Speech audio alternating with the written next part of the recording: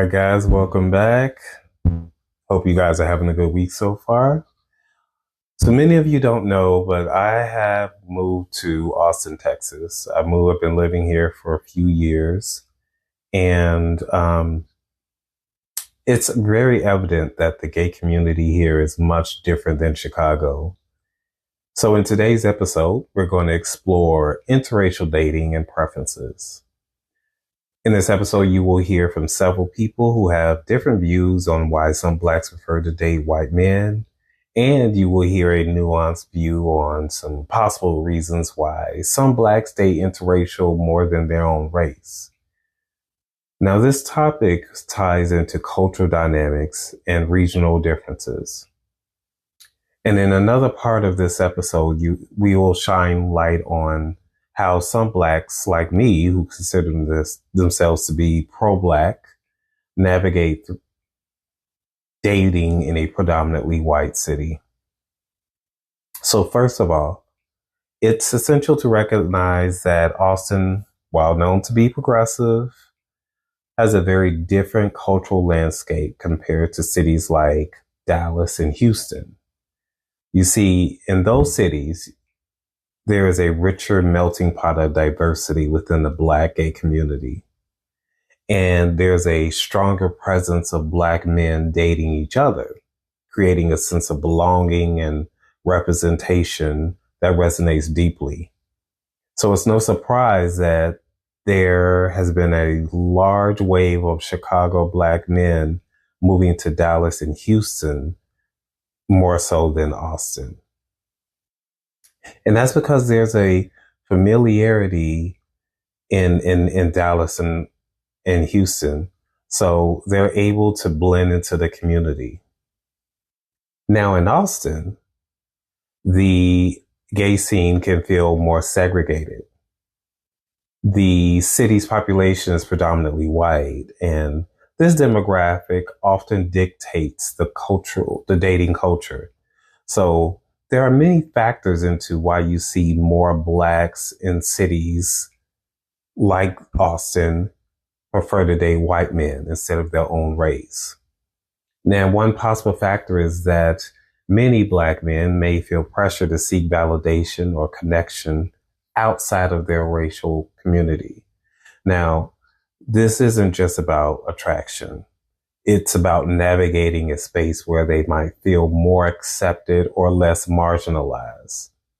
So in this clip that you're about to see, this Black man talks about his experience of moving to a mostly white city and how he had to change his perspective in order to not only find a partner, but find friends and connections. So take a look. It just kind of was almost as if I would be in predominantly white spaces and I would just kind of feel like the unicorn there. So it was almost like I was always the one that was getting all the attention, the stares, and the one with the different perspective or the oddball out, or just it was very obvious and clear to notice me, see me, point me out because I was the black one in the crowd. And typically if I wasn't the only black one in the crowd, I would be the only black gay one in the crowd.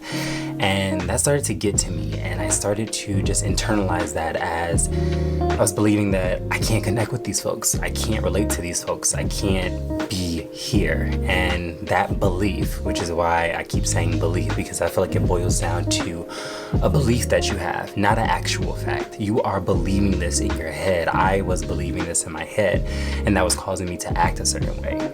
For me, my beliefs are the foundation to everything in my life, and having a belief that I couldn't connect with white folks started to make me feel lonely. In addition to that belief, I just began to, or not even in addition, because of that belief, I started to just focus on that. I just would be in conversation with folks. For example, my partner is white, and when we would get together with their friends, it was almost like immediately I would pick up on nuances of, I don't listen to the same music, I don't drink the same drinks, I don't, just like a lot of I don'ts and differences that were amongst me and his white friends, and that further instilled just this, I don't belong here, I don't need to be here, I do not relate, I do not connect. So what I started. So on one hand, I can relate to that sense of loneliness when first moving to a predominantly white city. And I highly recommend you watch the entire video. I think he expresses his experience in a very vulnerable way, and I really appreciated that. However, I didn't have the same experience as he did when I moved to Austin, which is also a predominantly white city. You see, white guys here don't look at you like a commodity because honestly, they expect you to want them. And that's mainly because the black men here have normalized them being desired and them being sought after. So they don't look at you like, ooh, the only black guy in the room. They expect you to want them. And so I don't feel that way when I'm in a room full of white guys.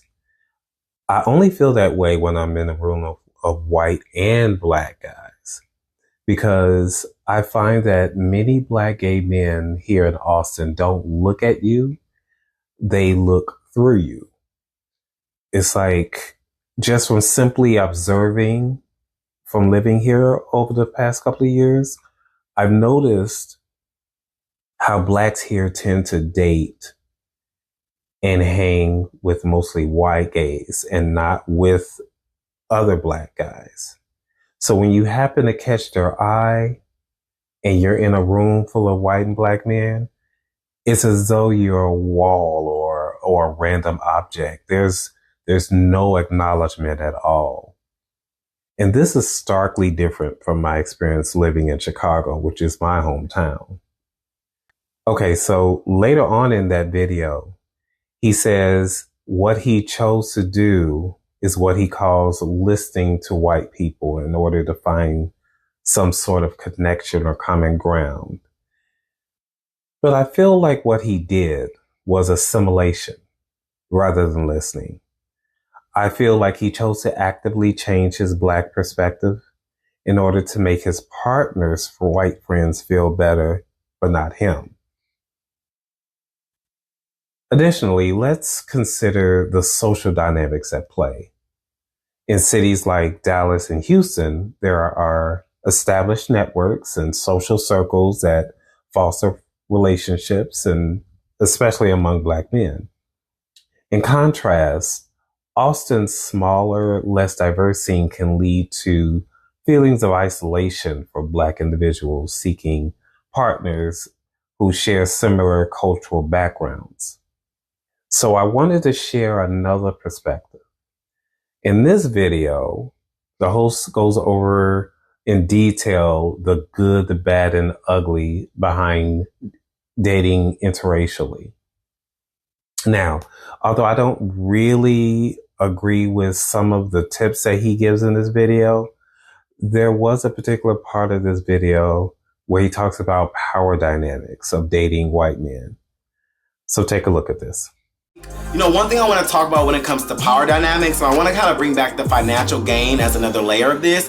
I have met, especially living in California and just living in New York, I have met a lot of gay relationships that are interracial where the white man is making way more money than the black, brown, or Asian person. And there's usually an age dynamic. There's usually a pretty big age dynamic that I've witnessed. So I just think you guys have to be careful with power dynamics when it comes to finances in a relationship, and understand that as sometimes white people, when they know they have the financial power, they can start treating you in such a way. And I think that's when sometimes in gay relationships we start to imitate gender roles because of the power dynamics. Now, hey, if you guys have certain financial power dynamics in your relationship, I think that's fine, but I think there needs to be conversations that are had. If you are a black or brown person and you are kind of on the lower level of the power dynamic, I don't know what those conversations look like, but there needs to be a level of respect, there needs to be a level of partnership that is discussed, and it needs to be understood that you guys are still in a relationship. Nobody's anybody's daddy, nobody's anybody's authority. You guys are in a relationship, and I think those are conversations that needs to be had in any power dynamic, when it comes to finances. But I definitely have seen it pretty common where a white man has the financial gain over a black, brown, or Asian person, and there's usually a little bit of an age dynamic there as well. So the power dynamics can get a little specific from an age, authority perspective, and a racial perspective and just a financial perspective. So just make sure you're having those conversations. I think all love is love. I think age is nothing but a number. If you want that dynamic, that is perfectly fine. But make sure you guys are having that conversation and make sure you guys are feeling comfortable with the power dynamics and there's not resentment building up due to those power dynamics. Okay, so next. Okay, so this area is where I completely agree with him. Because in Austin, I have seen a lot of this. Often I will see a very attractive younger black man, and right beside him is an older white man who appears to be wealthy. And you see the black guy drag this old man all over the bar or party and just let this white older man buy him drinks and his friends drinks, and they socialize with other white people, but not other black people.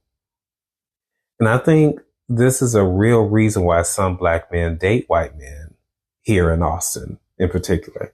Now, I'm not saying all are like this, but it's very obvious that many black men make that choice here in Austin.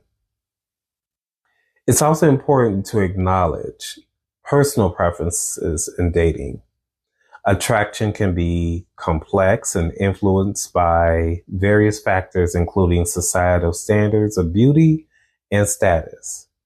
However, the overarching theme remains: the cultural differences across these Texas cities impact how relationships are formed within the Black gay community.